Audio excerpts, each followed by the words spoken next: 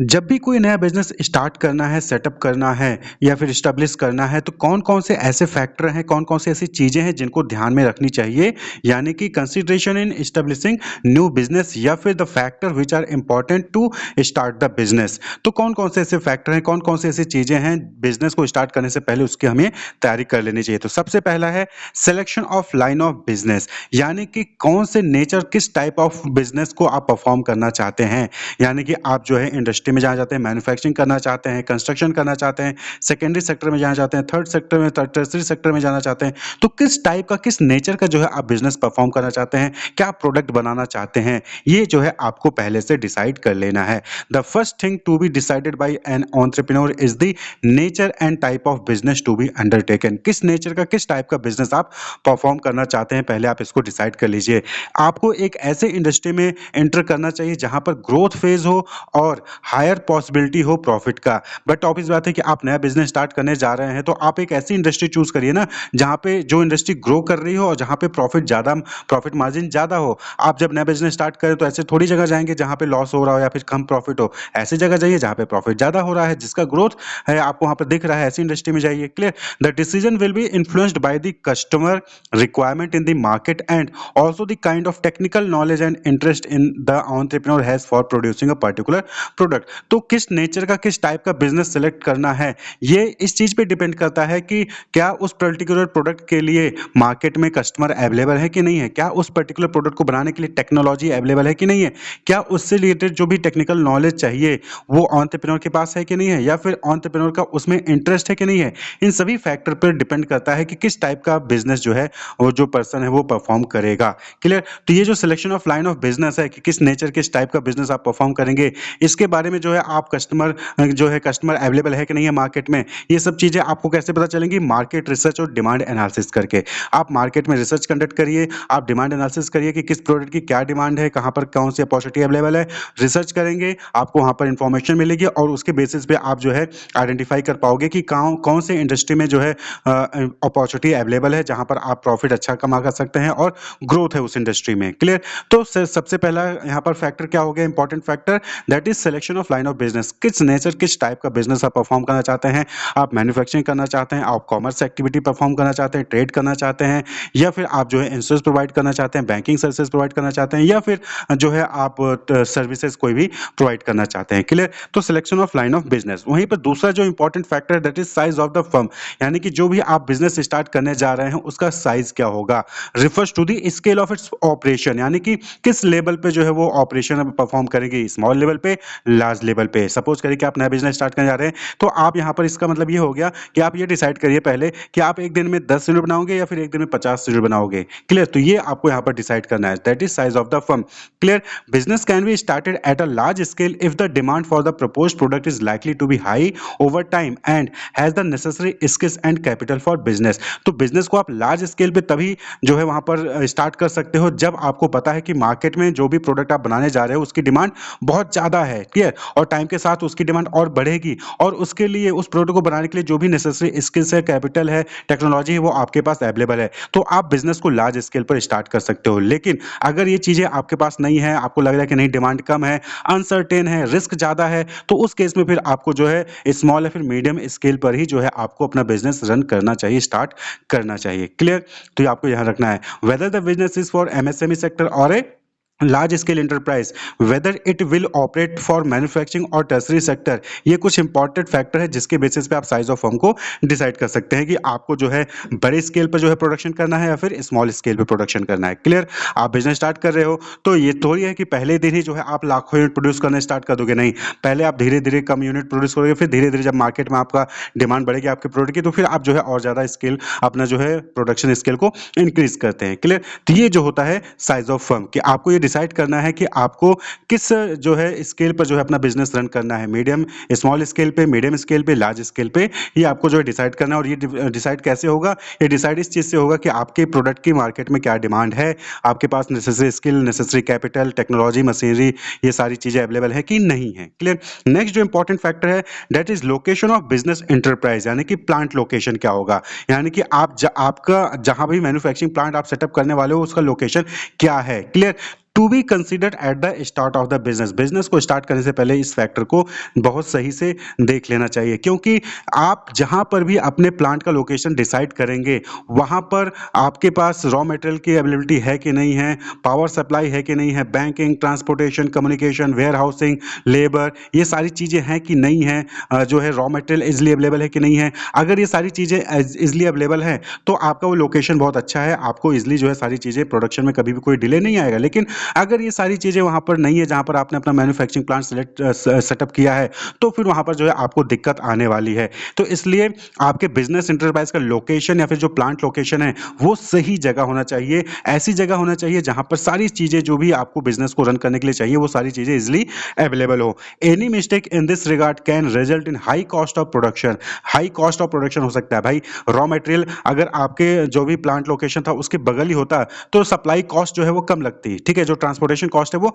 कम लगती। लेकिन raw material अब आपको जो है किसी दूसरे स्टेट से मंगाना पड़ रहा है, क्लियर, या फिर बहुत दूर से मंगाना पड़ रहा है, तो ऐसे में ट्रांसपोर्टेशन कॉस्ट ही आपकी इतनी ज्यादा आ जाएगी कि आपका प्रोडक्शन कॉस्ट क्या हो जाएगा, बढ़ जाएगा, क्लियर। तो ये चीजें आपको ध्यान रखनी है कि बिजनेस इंटरप्राइज को जहां भी सेटअप करना है, प्लांट लोकेशन को जहां भी सेटअप करना है, ऐसी जगह सेटअप करना है जहां से सारी चीजें आसानी से जो है इजिली अवेलेबल हो जाए, clear. Inconvenience in getting right kind of production input और serving the customer in the best possible way, इसकी वजह से हाई कॉस्ट ऑफ प्रोडक्शन जो है वो आएगा, क्लियर। तो कौन कौन से फैक्टर को ध्यान में रखना है जब आप प्लांट लोकेशन को डिसाइड करना होता है, तो रॉ मटेरियल और लेबर की availability, power supply and services जैसे कि banking, transportation, communication, warehousing, ये इंपॉर्टेंट फैक्टर हैं आपको लोकेशन को डिसाइड करने में जो कि हेल्पफुल होते हैं। तो ये सारे फैक्टर को बेसिस पे, इन सारे फैक्टर्स के बेसिस पे आपको डिसाइड करना है या एंटरप्रेन्योर को डिसाइड करना है कि प्लांट का लोकेशन क्या होना चाहिए, क्लियर। तो आपने जो है यहाँ पर किस टाइप का बिजनेस परफॉर्म करना है वो आपने सेलेक्ट कर लिया। आपका बिजनेस का साइज क्या होगा, कि आप बड़े स्केल पे जो है बिजनेस को स्टार्ट करेंगे या फिर स्मॉल स्केल पे या फिर मीडियम स्केल पे स्टार्ट करेंगे, वो आपने डिसाइड कर लिया। आपने आपका मैन्युफैक्चरिंग प्लांट यानी एंटरप्रेन्योर ने डिसाइड कर लिया कि उसका मैन्युफैक्चरिंग प्लांट कहाँ पर सेटअप होगा, कहाँ से वो बिजनेस रन करेगा, उसका लोकेशन क्या होगा बिजनेस को चलाने का, वो डिसाइड हो गया। अब बात आती है फाइनेंसिंग डिसीजन। भाई बिजनेस को रन करने के लिए, प्रोडक्ट को बनाने के लिए बहुत सारी ऐसी एक्टिविटीज होती हैं, रॉ मटेरियल को परचेज करने के लिए, फिनिश गुड्स को जो है वेयर हाउस करने के लिए, बिल्डिंग, लैंड, मशीनरी, इक्विपमेंट, इन सब चीज़ों के लिए और डे टू डे एक्टिविटी को परफॉर्म करने के लिए वहाँ पर पैसे की रिक्वायरमेंट होती है। तो फाइनेंसिंग डिसीजन, अगला फैक्टर क्या है, फाइनेंसिंग डिसीजन। ये इंपॉर्टेंट फैक्टर है, आपको पहले से इसको डिसाइड करना होगा कि आपके पास पैसा कहाँ से आएगा और कैसे कैसे आपको उसको इन्वेस्ट करना है, कैसे उसको जो है एलोकेट करना है। Financing is concerned with the providing necessary capital for starting as well as for continuing the proposed business. Business को स्टार्ट करने के लिए और बिजनेस को कंटिन्यूअस रन करने के लिए फाइनेंस की जरूरत होती है, पैसे की जरूरत होती है।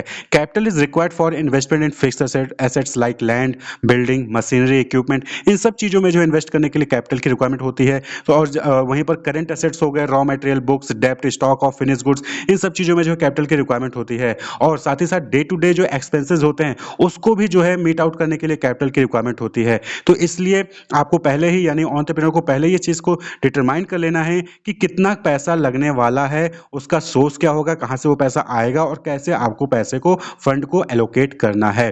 तो ये सारी चीज़ें फाइनेंसिंग डिसीजन में है। इन सब चीज़ों को जो है पहले से ही आपको वहाँ पर वेल प्लान कर लेना है कि कितना पैसा रिक्वायर होगा बिजनेस को रन करने के लिए, बिजनेस को स्टार्ट करने के लिए, वो पैसा कहाँ से आएगा, इन्वेस्टर कौन होगा और उस पैसे को आप कैसे एलोकेट करोगे। तो फाइनेंसिंग डिसीजन का मतलब क्या हो गया, providing the necessary capital for starting as well as for continuing the proposed business. Capital is required for investment in fixed assets and current assets, clear. अब जो नेक्स्ट इंपॉर्टेंट फैक्टर है that is physical facilities. भाई आपको जो है business को run करने के लिए machinery, equipment, building, supportive services जो होती हैं वो सारी चीज़ें चाहिए होंगी ना। तो वो सारी चीज़ें अवेलेबल हैं कि नहीं है उसको भी आपको पहले ही कंसर्न जो है यहाँ पर डील कर लेना है, क्लियर, कि जो फिजिकल फैसिलिटीज है वो अवेलेबल है कि नहीं है, machine, equipment, building, supportive services, ये सारी चीजें अवेलेबल है कि नहीं है, इसको जो है पहले ही बिजनेस को स्टार्ट करने से पहले आपको वहां पर एनालिसिस कर लेना है। The decision relating to this factor will depend on the nature and size of business, availability of funds and the process of production. तो प्रोडक्शन का प्रोसेस क्या है, फंड्स कितना है और आपके बिजनेस का साइज क्या है और किस नेचर का, किस टाइप ऑफ बिजनेस आप जो है वहां पर परफॉर्म कर रहे हो, इसके बेसिस पे डिपेंड करेगा कि फिजिकल फैसिलिटीज पे क्या चीजें आपको ध्यान में रखनी है, क्या चीजें आपको ध्यान में नहीं रखनी है। आप सेकेंडरी सर्विसेज प्रोवाइड कर रहे हैं तो वहां पर मशीनरी का इतना हो सकता है आपको उतनी रिक्वायरमेंट वहाँ पर ना हो। तो यानी कि बिजनेस स्टार्ट करने से पहले फिजिकल फैसिलिटी भी आपको वहाँ पर चेक कर लेनी है कि आपके पास प्रॉपर बिल्डिंग है, इक्विपमेंट है, मशीनरी है कि नहीं है, ठीक है, फिजिकल फैसिलिटीज अवेलेबल है कि नहीं है, ये चीज़ें आपको वहाँ पर ध्यान में रखनी है, एंटरप्रेन्योर को वहाँ पर ध्यान में रखनी है। वहीं पर जो नेक्स्ट इंपॉर्टेंट फैक्टर है that is competent and committed work force.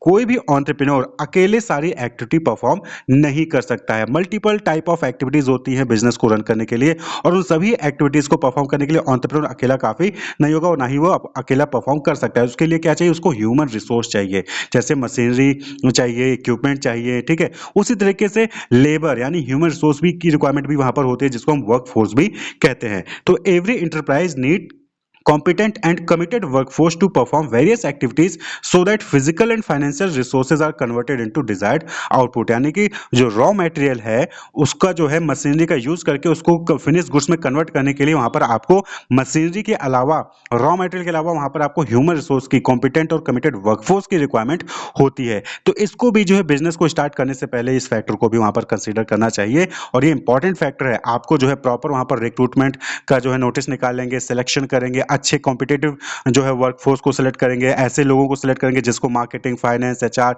इन सब की नॉलेज हो, जिसको मशीन चलाने की नॉलेज है, जिसको जो है सुपरवाइज करने की नॉलेज हो, क्लियर, कैसे मैनेज करना है चीजों को उसकी नॉलेज हो। तो आपको कॉम्पिटेटिव और कमिटेड वर्कफोर्स को वहां पर रिक्रूट करना पड़ता है। Must identify the requirement of skilled and unskilled worker and manager staff. तो बिजनेस को स्टार्ट करने से पहले वहां पर आपको जो है कितने स्किल्ड एम्प्लॉय चाहिए, कितने अनस्किल्ड वर्कर की रिक्वायरमेंट है, कितने मैनेजर लेवल के एम्प्लॉय की रिक्वायरमेंट है, ये सारी चीजों को एनालाइज करना है और वहां पर आपको जो है उसको अकॉर्डिंगली रिक्रूट भी करना होगा। Plans should also be made about how the employ will be trained and motivated to give their best performance.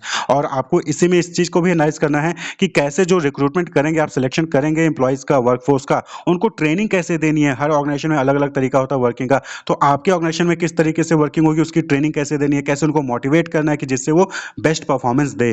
तो ये जो है वहां पर कंसीडर करना चाहिए। तो ये भी एक इंपॉर्टेंट फैक्टर है जो कि बिजनेस को स्टार्ट करने से पहले कंसीडर करना चाहिए, क्लियर। वहीं पर जो नेक्स्ट इंपॉर्टेंट फैक्टर है that is form of ownership. आप बिजनेस स्टार्ट करने जा रहे हो तो आपके बिजनेस की ओनरशिप क्या स्ट्रक्चर क्या होगा, यानी आप अकेले अकेले ओनर होगे यानी सोल प्रोप्राइटरशिप होगी, पार्टनरशिप होगे, 4-5 लोग मिलकर जो है आप वहां पर बिजनेस को रन करोगे, या फिर ज्वाइंट स्टॉक कंपनी, आप कंपनी के फॉर्म में जो है बिजनेस को रन करोगे। तो आपका जो है फॉर्म क्या होगा ओनरशिप का, बिजनेस का स्ट्रक्चर क्या होगा, उसका फॉर्म ओनरशिप क्या होगा बिजनेस का, वो जो है आपको यहाँ पर डिसाइड कर लेना है। The choice of the suitable form of ownership will depend on factors like the capital requirement, liability of owners, division of profit, transferability of interest and so on. तो यानी कि अलग अलग फैक्टर हैं, उसके बेसिस पे आपको यहाँ पर डिसाइड करना है कि आपके बिजनेस का ओनरशिप की स्ट्रक्चर क्या होगा। आप अकेले ओनर होंगे, आप पार्टनरशिप में रहेंगे, प्रॉफिट को डिस्ट्रीब्यूट करेंगे, या फिर ज्वाइंट स्टॉक कंपनी के फॉर्म में जो है आप अपनी कंपनी को वहां पर रजिस्टर करना चाहते हैं। तो ये सारी फैक्टर्स को कंसीडर करने के बाद फिर आप क्या करते हो, इंटरप्राइज को लॉन्च करते हो, लॉन्चिंग द एंटरप्राइज।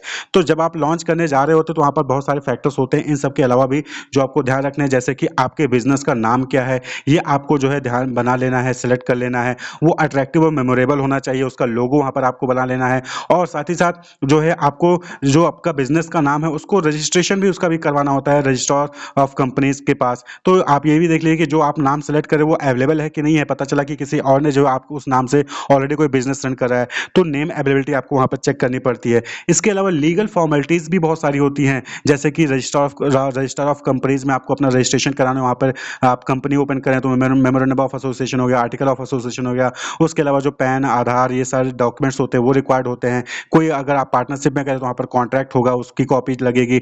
अप्रूवल्स, आप कोई प्रोडक्ट बना रहे हैं तो वहां पर अप्रूवल्स की रिक्वायरमेंट होती है, तो अप्रूवल जो गवर्नमेंट से डिफरेंट अप्रूवल होते हैं वो अप्रूवल आपको लेना पड़ेगा। इसी तरीके से tax planning, different type of tax जो है वहां पर देना पड़ता है, तो टैक्स प्लानिंग वहां पर आपको करनी होगी कि जीएसटी कितना लगेगा, जीएसटी कैसे पेमेंट होगा, जीएसटी कौन जो है वहां पर हैंडल करेगा, कॉर्पोरेट टैक्स है वो टैक्स कितना लगेगा, तो वो सारी टैक्स की प्लानिंग भी आपको वहां पर करनी पड़ती है। ये भी एक इंपॉर्टेंट फैक्टर है जो कि आपको बिजनेस को स्टार्ट करने से पहले ये इस पर जो है ध्यान देना चाहिए, इसको कंसीडर करना चाहिए कि बिजनेस का नाम क्या होगा, लीगल फॉर्मेलिटीज कैसे पूरी होंगी, क्या क्या चीजें डॉक्यूमेंट्स रिक्वायर्ड होगी, उसको डॉक्यूमेंट्स को प्रिपेयर करना, टैक्स प्लानिंग करना, ये भी एक इंपॉर्टेंट फैक्टर है। तो अगर हम समराइज करें कि कौन कौन से इंपॉर्टेंट फैक्टर हैं, कौन कौन से कंसिडरेशन है जो कि एक नए बिजनेस को स्टार्ट करने से पहले आपको समझना चाहिए, तो selection of line of business, किस नेचर किस टाइप का बिजनेस परफॉर्म करना है, बिजनेस का साइज क्या होगा, फर्म का साइज क्या होगा, आप लार्ज स्केल पे प्रोडक्शन करेंगे या फिर स्मॉल स्केल या फिर मीडियम स्केल पे जो है वहां पर बिजनेस को रन करेंगे, लोकेशन क्या होगा बिजनेस इंटरप्राइज यानी कि प्लांट का लोकेशन क्या होगा, पैसे कहाँ से आएँगे? फाइनेंसिंग डिसीज़न आपको जो है यहाँ पे लेना है कि पैसा कहाँ से आएगा,